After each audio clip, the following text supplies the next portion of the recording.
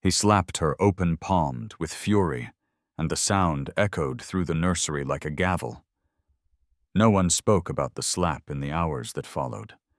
Not the house staff, who heard it ring through the hallway like the sharp crack of a snapped branch. Not the man who delivered it, his breath ragged, hand shaking as if it had struck something far more fragile than flesh. And certainly not the woman who received it, whose lips did not tremble, whose posture did not fold. Outside the nursery, the world was quiet. Cold fog had curled itself along the windows, softening the view of the long gravel path and the leafless elms. Inside, the wallpaper's gray and white damask patterns blurred behind tears that Celeste Harmon refused to let fall. Just minutes earlier, her breast had been warm with milk, her arms cradling the feverish weight of the infant, Grayson Prescott. The child had not eaten in nearly a day. Formula hadn't worked. Bottles had failed.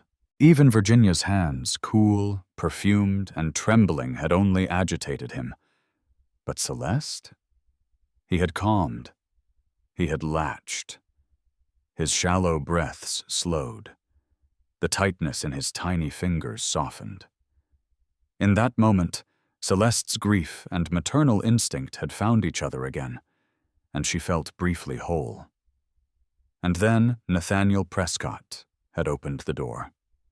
His voice, sharp, clipped as though trying not to shout, had filled the nursery like broken glass.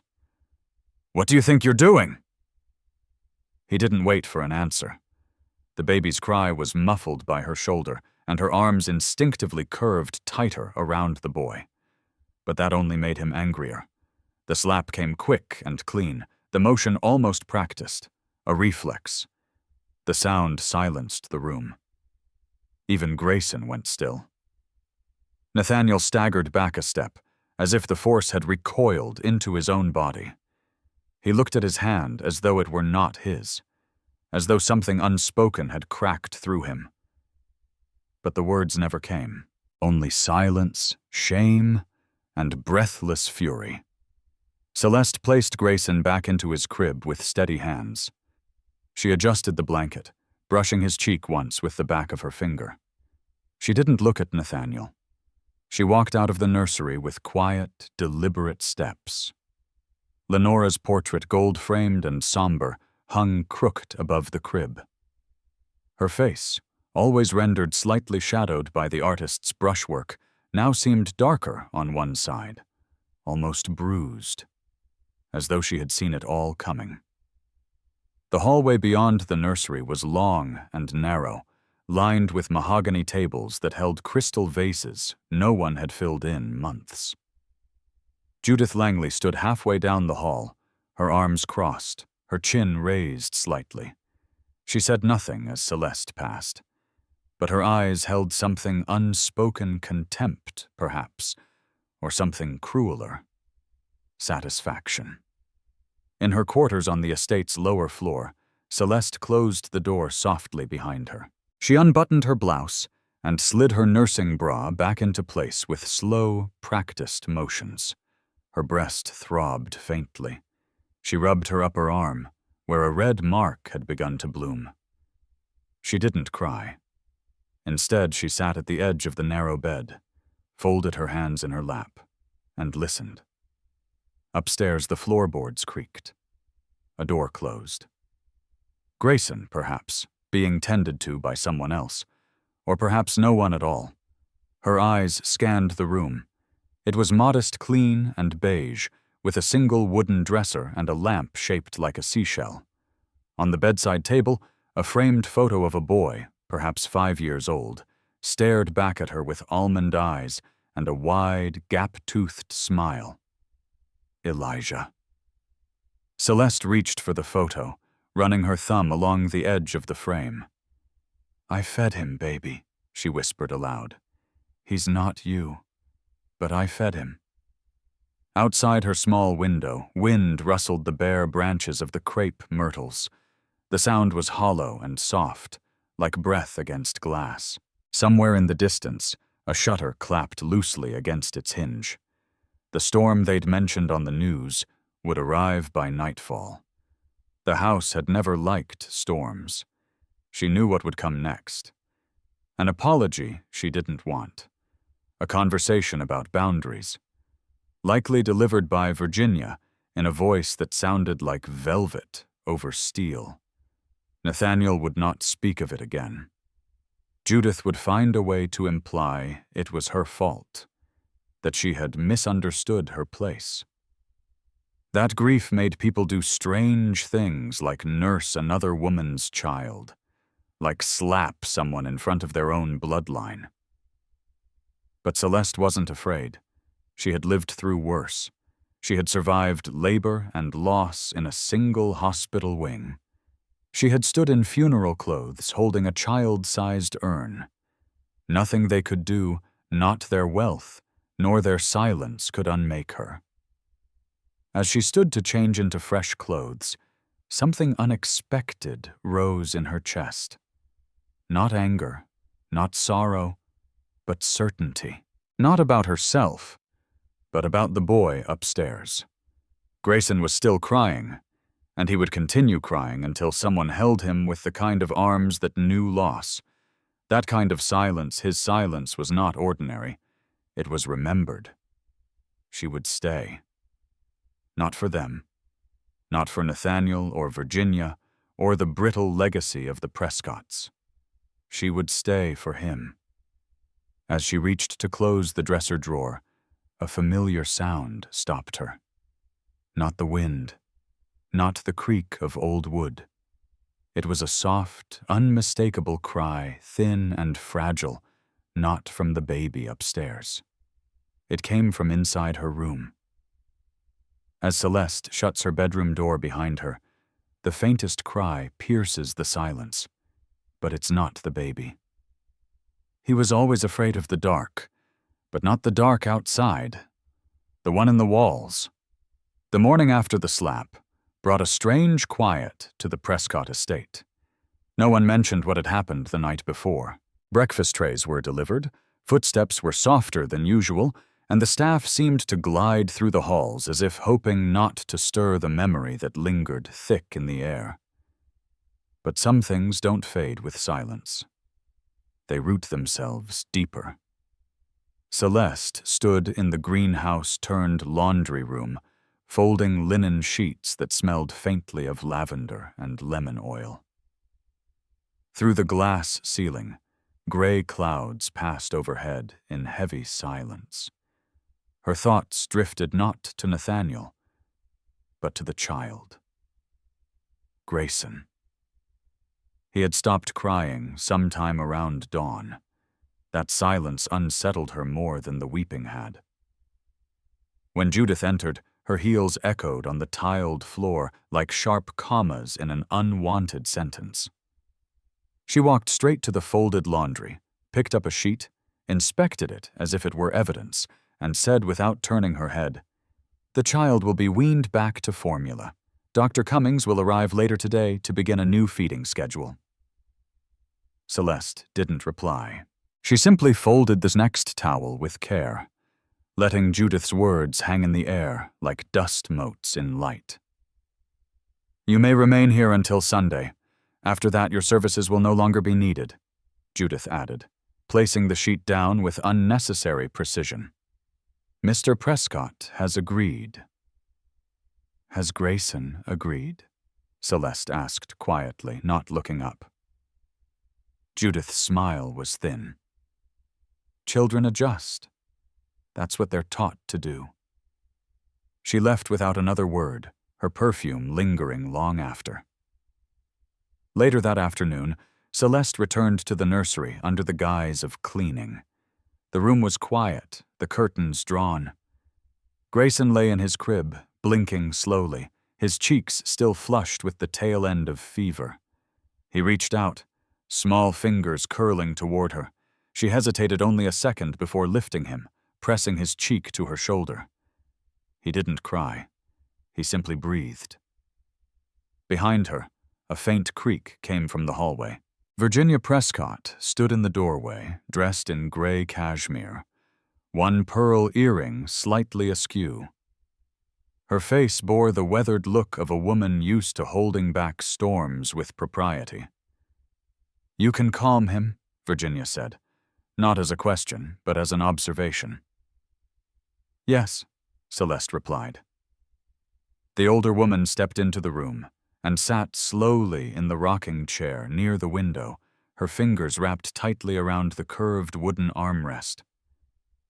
"I had a nurse like you once," Virginia said.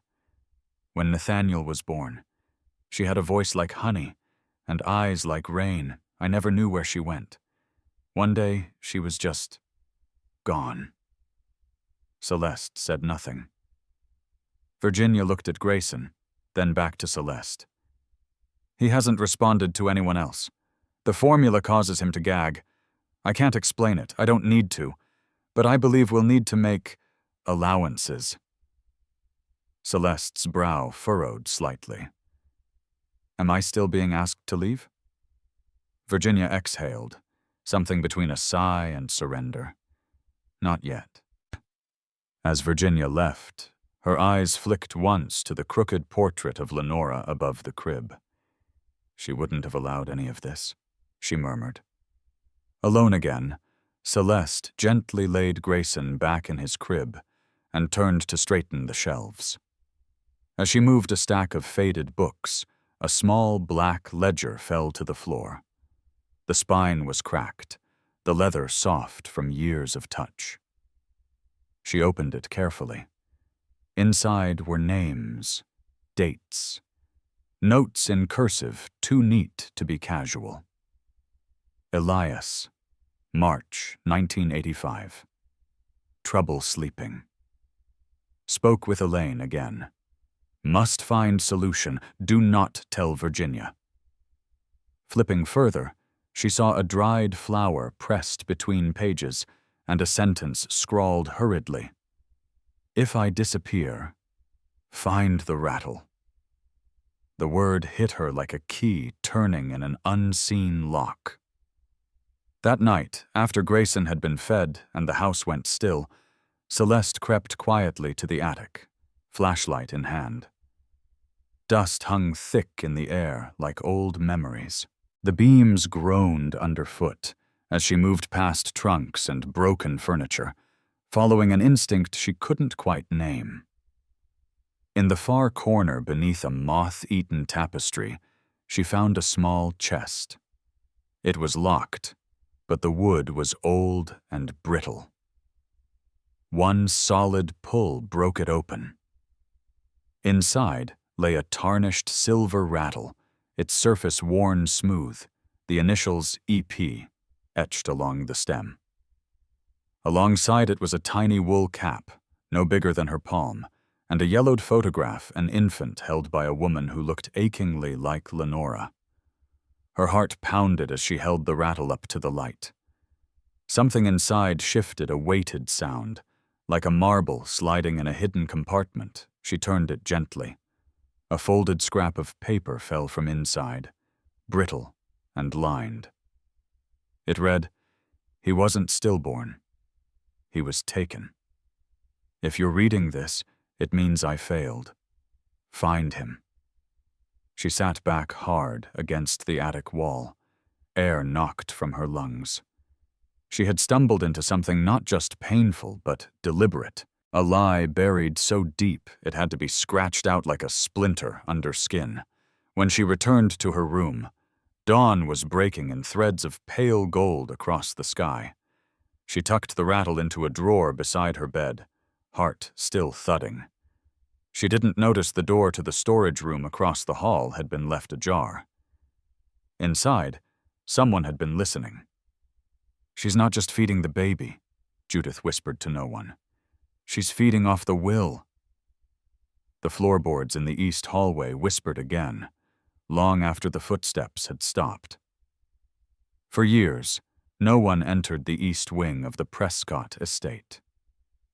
The hallway had been sealed since the Reagan administration, its entry hidden behind a slim bookshelf no one dared touch. Family lore claimed it was closed off during renovations that were never finished.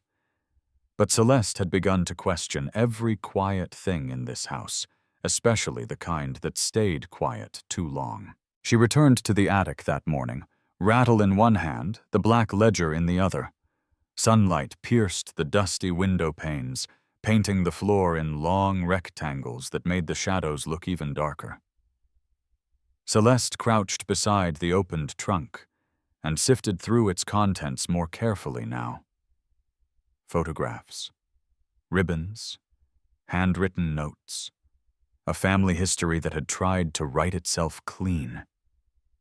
In one yellowed envelope, she found a folded blueprint of the house. Scribbled in red ink was a note in a feminine hand. Do not remove shelf. East corridor stays closed. Underneath, a second note written years later in sharper penmanship read, There's something behind there she never wanted found. Celeste stood in the hallway an hour later, staring at the bookshelf. It was narrow, filled with leather-bound volumes in matching shades of green and brown. Her fingers ran along the spines until she found the one marked Volume 12, Southern Cemeteries. When she pulled it, the shelf groaned and shifted forward just slightly. Behind it, drywall, unevenly patched, the outline of an old door beneath.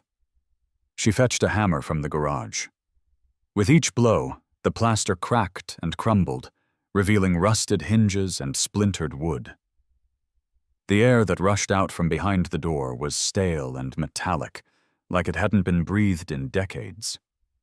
She pushed the door open with her shoulder. The hallway beyond was narrow, no more than 4 feet wide. A single bulb flickered overhead.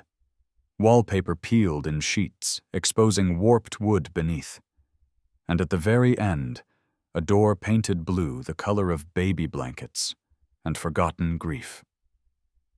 Inside was a study.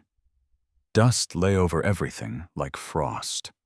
On the walnut desk, on the cracked lamp, on the rocking chair beside the bookshelf.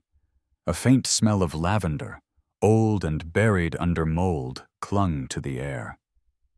And there, stacked neatly on the desk, was a pile of papers tied in ribbon. On top, a journal labeled Elaine Thatcher, R.N. Celeste sat slowly, hands trembling as she untied the ribbon. The first page held only one sentence. He wasn't insane. He was inconvenient. Elaine's entries painted a vivid picture. Elias Prescott, the youngest son of Lenora, had been sensitive, artistic, prone to night terrors, but not ill. He had been institutionalized after a family incident that the nurses were never fully briefed on. Elaine had advocated for re-evaluation. She was silenced, reassigned, eventually dismissed. Each entry grew more urgent. Lenora visited on March 3rd. She seemed frightened, whispered that they were watching her. I believe Elias's symptoms are from trauma, not psychosis. If anything happens to me, this room proves what they did. And near the end, in shakier ink, he begged me not to turn off the lights. There are hands in the walls, he said. They grab you when you sleep. Celeste closed the journal, heart racing. Someone had wanted this sealed away. Someone had gone to great lengths to bury Elias's story, along with his name. She pulled open the desk drawers. Inside one was a faded photograph, Elias as a child, sitting cross-legged in a sunlit garden, holding a blue rattle identical to the one now resting in her room. Behind her, the floor groaned. She turned. Nathaniel stood in the doorway, pale, his hands clenched at his sides. He said nothing for a long time, his eyes scanning the room like he was seeing ghosts. You opened it, he finally said. Celeste nodded. Why was it sealed? He didn't answer right away. Instead, he stepped further in, reached for the journal, and turned it to a page he knew too well. "He used to sing in here," Nathaniel said quietly. "When he was small, it echoed. He liked the way his voice bounced off the walls." A beat passed. "Then one night he drew a picture. It was of the family. But in his version we had no eyes. He gave us claws." "Was he violent?" Celeste asked. "No," Nathaniel said, almost too quickly. "Just strange. We were told it was better to act early. We trusted the doctors. Mother believed them. Or she was afraid he saw something she didn't want the world to see." He turned away. "You left him there." "I was a boy. I didn't have a say." Celeste stepped closer. "You do now." Before he could answer, a voice echoed faintly from the hallway. A woman's voice. Both of them froze. "Did you hear that?" Celeste whispered. Nathaniel's face drained of color. "She's dead. Elaine died in 97. They stepped into the corridor. The bulb flickered above them. Another sound closer this time. A soft, rhythmic knock from beneath the floorboards. Celeste whispered, "What's under this wing?" Nathaniel didn't speak. He just stared at the floor. "That's not possible," he said. "There's no basement under this part of the house." Celeste was certain she had walked that hallway before, but this time it felt like the house was walking with her. The faint knock under the floorboards continued long after Nathaniel had insisted it was impossible. "There was no basement beneath the east wing," he repeated. And yet the sound didn't stop. A steady, hollow rhythm, like someone calling out from beneath memory itself. That night, the estate seemed more alive than usual. The rain came in waves, lashing the windows. Light strobed through the sheer curtains as thunder rolled somewhere deep beyond the fields. The house creaked and sighed, its timbers complaining like old men.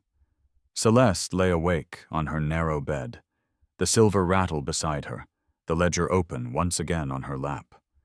Her eyes landed on an entry she hadn't noticed before, tucked into the bottom corner of a page, barely visible in the fading ink. Below the cradle, beneath the frame. They thought sealing it would bury the shame. She rose quietly, careful not to wake Grayson. He had been sleeping beside her more often since Virginia's quiet reversal of the dismissal order, an unspoken truce contingent on discretion. Celeste didn't ask why the boy wasn't in the nursery. She already knew. Draping a shawl over her shoulders, she slipped from the room and crept once more toward the east wing. The bookshelf now remained half pulled open, the plastered-over door behind it exposed like an open wound. The blue door at the end of the corridor beckoned, flickering slightly in the candlelight she carried. The floor beneath the rocking chair in the sealed room groaned when she stepped on it. This time, she didn't hesitate. She knelt, pushed the chair aside, and ran her fingers along the floorboards. There a groove, a slight give. She wedged the claw of a hammer beneath the board and pried upward. Beneath the lifted plank was a square of stone so out of place it made her stomach turn. Set into the wood like a missing tooth filled with something wrong.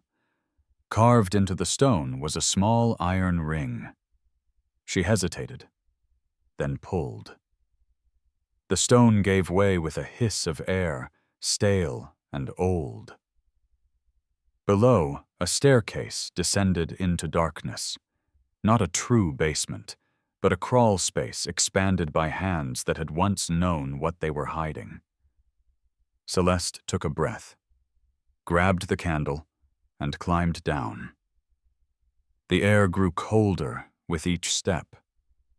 The ceiling dipped low wooden beams stained dark with time and water. The floor was uneven earth, and the space smelled of mildew and decay. Her candle guttered as she stepped deeper into the secret chamber. Then she saw it. A child's bed. Rusted. Barely large enough for a toddler. A stack of broken toys in the corner. Drawings on the wall done in crayon and pencil, the wax smeared from damp air. Stick figures with hollow faces. A tall woman drawn again and again. Sometimes her eyes were scratched out. Sometimes her hands were red. There was a dresser, too. Inside it, folded shirts labeled with masking tape. Elias P., age 6, age 7, age 8. No label after that. She turned to the far wall. A name was carved into the plaster over and over. Elias. Elias. Elias. But what stopped her wasn't the drawings or the carved names. It was the bed. The sheets had been changed. Recently. She backed up slowly, heart pounding. The rattle in her coat pocket began to vibrate slightly, at least. That's how it felt in her palm, though her hand wasn't moving. Behind her, a scraping sound. She turned the candle quickly. Nothing. Then again the sound. Not from behind her, above her. Footsteps. Someone was walking in the sealed study. Heavy, deliberate. Celeste froze, pressing herself against the cold stone wall. She doused the candle with her fingers, wincing at the heat. Darkness swallowed her. She held her breath. The footsteps above grew louder, then stopped. She waited. 10 seconds. 20. Silence. Then a voice. It was male. Faint, distant, but unmistakably real. "Where did you go?" it whispered. She climbed out of the crawlspace with limbs shaking. Her clothes were damp, her throat raw. She pushed the floorboard back in place, slid the rocking chair over it, and fled the wing without looking back. By the time she returned to her room, the morning sun had begun to stretch its fingers through the trees. Grayson stirred in his sleep. Celeste sat beside him and watched his tiny chest rise and fall. Her fingers trembled as she reached for the rattle. Then she noticed something. The photograph beside her bed, the one of Elijah. Her son had been moved. Just slightly. And beneath it, a second photograph had been placed. One she'd never seen before. A boy, maybe 10 years old, with wide eyes and a familiar smile. He was standing in the Prescott garden, holding her son's rattle. And someone had written on the back in faded ink, "Find his brother before they do." Lenora's garden had once bloomed with lilies, white, tender, and thick with fragrance. Now the soil reeked of iron and silence. Rain tapped the window panes like fingers seeking entry. The Prescott estate stood cloaked in gray, its vines shivering against stone as the storm pushed through the Virginia hills. Celeste watched the sky from Grayson's nursery, one hand resting on the curve of his back as he slept. The house felt tighter now, the walls drawing inward. Judith hadn't spoken to her since the confrontation in the hallway, but her presence pulsed like a wire stretched too thin. Celeste had not left the child's side in 2 days. In the quiet, she returned to the old letter from the hidden basement, Judith's name mentioned, cloaked in accusation. There were still missing pieces, cracks in the timeline no journal had yet filled. If Elias had been hidden, if Elaine Thatcher had vanished without cause, and if Judith had been 17 during the incident, then there was one person left who could untangle the rest. Claire. Nathaniel's younger sister had disappeared from family photos like a smudge wiped away. No one spoke of her. No portrait hung of her in the main hall. But Celeste had found a single photograph in Elias's box, a girl with wild hair and boots far too big for her feet, hugging Elias in the garden. She brought it to Nathaniel in the parlor. He stared at it for a long time, fingers tracing the torn edges. "Claire hasn't been here in 27 years, he said. "Why?" He looked at Celeste, something in his face wavering. "Because she knew the truth, and she didn't want to keep it." "She's alive?" He nodded. "Last I heard, she was in Asheville, working with trauma survivors." "I need to speak with her." Nathaniel hesitated. "Judith won't allow it." Celeste's eyes narrowed. "Then Judith will be the last to know." That night, after the storm passed, Celeste slipped out of the house under the guise of taking Grayson for a drive to help him sleep. She left him with a trusted friend from her former hospital days, Mira, now a hospice nurse, before setting out toward Asheville with only the photograph and the journal pages in her coat pocket. Claire lived in a weathered craftsman tucked at the edge of a wooded ridge. Wind chimes danced on the porch. A carved sign above the doorway read, "Nothing stays buried forever." Claire answered the door slowly. Her hair was shorter now, streaked with gray, but her eyes were the same sharp and unreadable. "I was wondering when the house would send someone," she said, not unkindly. Celeste stepped inside. The space was filled with warmth and quiet. Bookshelves sagged with worn volumes, and the fireplace glowed with a lazy orange light. "I'm not from the family," Celeste said. "I'm in it now in a way they didn't expect. Grayson's nurse, his comfort, and apparently the newest enemy." Claire raised a brow. "Judith knows?" "She knows someone's unsealing the past. That's enough to make me dangerous." They sat. Tea steeped. Rain returned. "I need to know what happened to Elias," Celeste said finally. "The parts your mother left out. The parts your sister refuses to admit." Claire didn't speak for a moment. Then she got up, crossed the room, and retrieved a wooden box from the shelf. Inside were old letters, pressed flowers, and a hospital badge. Elaine Thatcher. "She was in love with Elias," Claire said.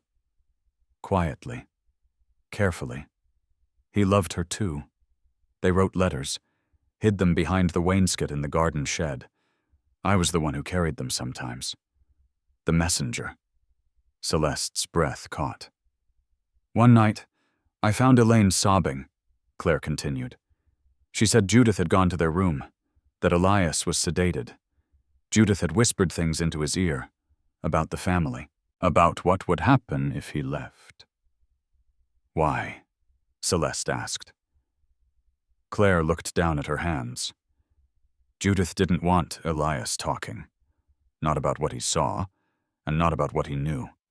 He had a tendency to sketch things he shouldn't have known, like the night Father locked Mother in the east hallway, or what happened to the groundskeeper who vanished. "He remembered," Celeste whispered. "Always," Claire nodded. "And Judith wanted the estate, the legacy. She couldn't let the fragile boy ruin it." Celeste leaned back, stunned. "So she had him declared unstable." "She did worse. She paid a doctor to make it official. And when Elaine fought it, she vanished." Claire's voice shook. "We all pretended nothing happened. I left. I couldn't stay in a house that devoured its kindest child." A long silence stretched between them, broken only by the pop of wood in the fireplace. Finally, Claire spoke again. "You said his name is Grayson?" "Yes." "He has Elias's eyes?" Celeste nodded. Claire stared into the fire. "That means he's not just a child. He's the key. And Judith will see that soon." Outside, the wind howled, carrying with it the scent of wet earth and old guilt. When Celeste returned to the car and turned her phone back on, she found 7 missed calls, all from Mira. The last voicemail was only 5 words. Judith came for the boy. By the time Celeste returned to the estate, the air smelled like firewood and bleach. The long drive back from Asheville passed in a blur. Celeste gripped the wheel tighter with each mile, Mira's voicemail playing again and again in her mind. Judith came for the boy. 5 words. Enough to unravel everything. She didn't call back, not yet. She couldn't risk alerting anyone. Twilight had descended by the time she pulled onto the gravel drive. The house loomed ahead, grand, silent, lit only by the porch lantern. A faint echo of laughter floated from the 2nd floor. Too bright. Too rehearsed. Celeste parked near the kitchen entrance, grabbed the old journal, and slipped through the side door. Inside, the smell hit her. Lemon disinfectant. Sharp and cloying. Masking something deeper metallic. Sterile. Wrong. Mira's overnight bag was by the sink. The child's blanket hung from the counter, trailing like a forgotten flag. Celeste moved fast, calling for Grayson in a low voice, but no sound answered. Her footsteps echoed through the kitchen and into the hall, up the servants' stairwell, her pulse hammering with each step. Grayson's crib was empty. The rattle gone. Her heart plummeted. Then a voice, soft and composed, drifted from the solarium. Looking for something? Judith sat by the tall glass windows, sipping from a china teacup. She wore a pale silk robe, cinched tight, her posture as still as marble. In her lap, she held the rattle. Its silver glinted in the fading light. "You came for him?" Celeste said, barely above a whisper. Judith didn't flinch. "Of course I did. He's mine. He belongs here." "He belongs with people who don't erase the ones they fear." Judith set the teacup down, her eyes narrowing. "You've been snooping, finding little ghosts, stirring what should stay buried." "Elias was your brother," Celeste snapped. "He wasn't sick. He wasn't dangerous. You made him disappear." A muscle in Judith's cheek twitched. "Elias was delicate. He couldn't handle the responsibilities of this family. He drew monsters into the margins of our life. He couldn't distinguish memory from imagination." "You made sure he never had the chance," Celeste said. "You and your mother sent him to rot in silence. And now Grayson, you see him remembering, don't you?" Judith rose slowly. Her voice dropped an octave. "He talks in his sleep, says things no one's told him, names no child should know." Celeste stepped forward.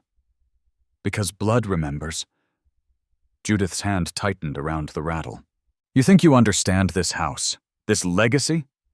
You've been here 2 months. You have no idea what it means to carry a name that outlives every truth." "I don't care about your name," Celeste said, stepping closer. "I care about your sins, and what you're trying to repeat." Judith stared at her for a long, brittle moment. Then, with terrifying calm, she said, "You've overstepped." The room chilled. Celeste's breath came in short bursts. Then Grayson's cry, faint but real from the floor above. Celeste bolted for the stairs, but Judith moved faster, stepping in front of her, blocking the path. Her hand now reached into the folds of her robe and emerged holding a sleek, black remote. "You think you've won," Judith said. "But this house listens to me, watches for me. I press this and every camera sees only what I want. The nurse never existed. The boy was always mine." Celeste's voice trembled, but she stood her ground. "Not anymore." From behind her, a voice called out sharp and shaken. "Mother, stop!" It was Nathaniel. He stood in the doorway, holding a folder, the deed to the estate. Behind him, Virginia Prescott, the family's own attorney, arms crossed, eyes unreadable. "We traced the trust back to Elias," Nathaniel said. "A codicil, undisclosed until the last audit." Judith's face paled. "The trust passed to his heir," Virginia added. "Not to you." "I was the executor," Judith said, voice rising. "I was in charge." "But you forged his diagnosis," Virginia said. "We found Elaine Thatcher's records. Claire helped." Judith staggered back a step. "You ungrateful child." "You made us orphans in our own house," Nathaniel said. "You don't get to make one more." Upstairs, Grayson cried again. Celeste didn't wait. She ran. At the top of the stairs, she found him in the guest room, Mira sitting beside him, tear-streaked but unharmed. "It's over," Mira whispered. Celeste gathered Grayson into her arms, held him close, and whispered into his hair. But before she could exhale, a shot rang out below. A scream. A crash of porcelain. Then silence. She pressed Grayson's head to her chest and looked toward the stairs. From the shadows below came only a single, broken word. Run. In the final stillness of the Prescott estate, after the last echoes of shouting had faded into silence, and the old house stood stripped of its illusions, Celeste sat in the nursery beside a boy who would never remember the worst parts, only the ones that mattered. The scent of lavender lingered in the air. Mira had returned with clean blankets and soft lullabies. Grayson clutched the rattle, now more toy than artifact, and his eyelids fluttered with dreams untouched by legacy or shame. For the first time in weeks, the house no longer felt like it was watching. Downstairs, Judith Prescott had been removed quietly, her wrists trembling as the authorities led her past the ancestral portraits she once used as shields. The sound of her heels on the marble was sharp, brittle. She never turned back. Her final words weren't pleas for forgiveness or protests of innocence, just a muttered line about how truth was a luxury only the powerless could afford. But power, Celeste realized, had never been the goal. Survival was. And now, perhaps, healing too. Virginia filed the final documents that week. Elias Prescott, long believed dead or discredited, was legally recognized as Grayson's paternal ancestor. His legacy stripped from him in silence was returned in writing, in law, and most importantly, in memory. The estate was to be preserved, but not as a sanctuary for silence. The east wing was reopened. The hidden room beneath the floor was cleaned and converted into a small memorial gallery. Photographs of Elias, his sketches, even letters between him and Elaine, carefully curated by Claire, were displayed in a quiet, sunlit corridor. It was not grand, but it was honest. Nathaniel stepped back from the legal control of the estate, citing a need for distance. He moved to a small home in South Carolina, where he took up woodworking and quiet reading. Once a month, he sent Grayson a letter sometimes with stories, sometimes with apologies that took entire pages to unfold. He and Celeste never became close, but there was peace in their distance, a mutual respect born from shattered illusions and tentative rebuilding. Claire returned for the dedication of the gallery, her fingers lingering on Elias's name carved into the bronze. She left a small notebook behind a collection of poems Elias wrote when he was 10. Celeste placed it beside the rattle. And Celeste? She stayed. She chose to remain not because she was trapped, but because the house needed someone who remembered differently. someone who had walked the darkest corridors and come out not with bitterness, but with a map. She turned the nursery into a room for storytelling. Local children came by on weekends. Grayson listened too, though he often wandered off to the garden, where lilies bloomed again after a long, sterile absence. The staff, what remained of them, were given the option to stay under new terms. Most did. Mira became head caretaker, her calm presence grounding everyone. No one referred to the incident anymore, but eyes softened when they passed the solarium, and voices dropped when the east wing creaked at night. One afternoon in late spring, Celeste took Grayson by the hand and walked him to the threshold of the garden shed, the one Elias had once used to hide his letters. She let the boy hold the key. Let him open it himself. Inside, dust had settled like a blessing. A single chair, a small chest of drawers, and a faded painting of the grounds hung crooked on the wall. Grayson pointed to it and said, "That's where he used to sit." Celeste didn't ask how he knew. The act of remembering had never needed permission. By summer's end, the Prescott name no longer evoked dread. It began, slowly, to mean something else. Not wealth, not arrogance, but transformation. Forgiveness wasn't about forgetting. It was about refusing to let the worst parts dictate the rest. The town, once wary of the estate, began to return curious neighbors, former patients of Elias's brief clinic, and even an elderly groundskeeper who had once been dismissed for asking too many questions. They came not for gossip, but to remember aloud, to unseal what the house could no longer carry alone. In one of her final entries in the journal she kept hidden behind a loose floorboard, Celeste wrote, "Families are not made by blood. They are made by those who choose not to turn away, who carry truth like fire through a cold, shuttered house." And that, perhaps, was the legacy Grayson would inherit, not land or titles, but truth held gently. A past unburied, not to wound, but to understand. Some wounds never fully heal. But healing isn't always the point. Sometimes survival is the story. Sometimes speaking is the revolution. And sometimes what we carry becomes lighter when shared. The house no longer whispered.